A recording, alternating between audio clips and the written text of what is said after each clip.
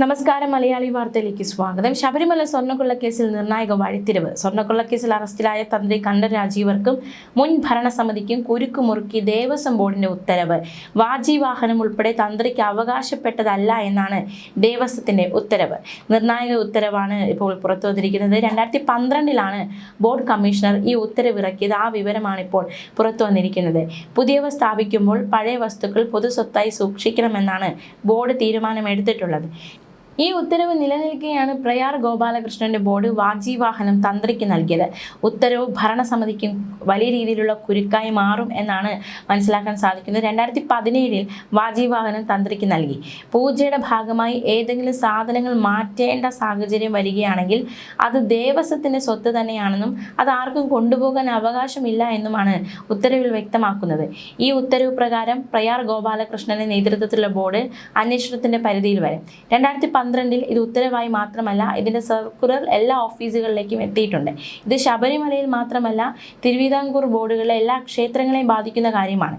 ക്ഷേത്രങ്ങളിൽ നിന്നും ഏതെങ്കിലും തരത്തിലുള്ള വസ്തുക്കൾ മാറ്റിവെക്കുമ്പോൾ അത് പുറത്തേക്ക് കൊണ്ടുപോകാനാകില്ലെന്നും പൊതുസ്വത്തായി കാണണമെന്നുമാണ് ഉത്തരവിൽ വ്യക്തമാക്കിയിട്ടുള്ളത്.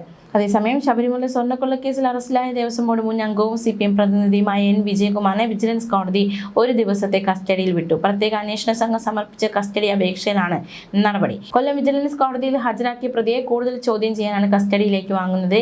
A പത്മകുമാർ നേതൃത്വം നൽകിയ ബോർഡിലെ CPM നോമിനിയായിരുന്നു വിജയകുമാർ. അതേസമയം ശബരിമല സ്വർണ്ണക്കൊള്ളക്കേസിൽ അറസ്റ്റിലായ മുൻ ദേവസ്വം ബോർഡ് അംഗം KP ശങ്കർദാസ് ഉത്തമനായ കമ്മ്യൂണിസ്റ്റ് എന്ന് CPI സംസ്ഥാന സെക്രട്ടറി ബിനോയ് വിശ്വം. ശങ്കർദാസ് അറിഞ്ഞുകൊണ്ട് ഒരു തെറ്റും ചെയ്യില്ല, അറിയാതെ പാളിച്ച ഉണ്ടായോ എന്നറിയില്ല.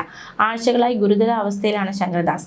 ഈ അവസ്ഥയിൽ നടപടിക്കൊന്നും പാർട്ടി പോകില്ല എന്നും ബിനോയ് വിശ്വം വ്യക്തമാക്കി. CPI പ്രതിനിധിയായി ദേവസ്വം ബോർഡിലെത്തിയ ശങ്കർദാസ് സ്വർണ്ണക്കൊള്ളക്കേസിലെ 11ാം പ്രതിയാണ്. A പത്മകുമാർ ദേവസ്വം ബോർഡ് ചെയർമാനായിരുന്ന സമയത്ത് ദേവസ്വം ബോർഡ് അംഗമായിരുന്നു ശങ്കർദാസ്. ശബരിമല സ്ത്രീ പ്രവേശനത്തിന് ചുക്കാൻ പിടിച്ചത് ശങ്കർദാസ് ആയിരുന്നു. ഒത്താശ ചെയ്തതോ അന്നത്തെ കോട്ടയം SP ആയിരുന്ന മകൻ ഹരിശങ്കറും. ശങ്കർദാസിനെ അറസ്റ്റ് ചെയ്യാത്തതിനെതിരെ നേരത്തെ ഹൈക്കോടതി രൂക്ഷ വിമർശനം ഉന്നയിച്ചിരുന്നു. പിന്നാലെയാണ് SIT ആശുപത്രിയിലെത്തി ശങ്കർദാസിനെ അറസ്റ്റ് ചെയ്തത്. തിരുവനന്തപുരത്തെ സ്വകാര്യ ആശുപത്രിയിൽ നിന്ന് മാറ്റുന്ന കാര്യത്തിൽ തീരുമാനം ഉടനുണ്ടാകും. ജയിൽ ഡോക്ടർ ആശുപത്രിയിലെത്തി പരിശോധന നടത്തും. അതിനുശേഷം മെഡിക്കൽ കോളേജ് ആശുപത്രിയിലേക്ക് മാറ്റണോ അതോ ജയിൽ ആശുപത്രിയിലേക്ക് മാറ്റണോ എന്ന കാര്യത്തിൽ തീരുമാനമുണ്ടാകും. മെഡിക്കൽ കോളേജിലേക്ക് മാറ്റാനാണ് കൂടുതൽ സാധ്യത. അതേസമയം ശങ്കർദാസിന്റെ ചികിത്സാ രേഖകൾ അന്വേഷണ സംഘം കൊല്ലം പ്രിൻസിപ്പൽ സെഷൻസ് കോടതിയിൽ നൽകാത്തതിനെ തുടർന്ന് ജാമ്യ ഹർജി പരിഗണിക്കുന്നത് മാറ്റിയിട്ടുണ്ടായിരുന്നു.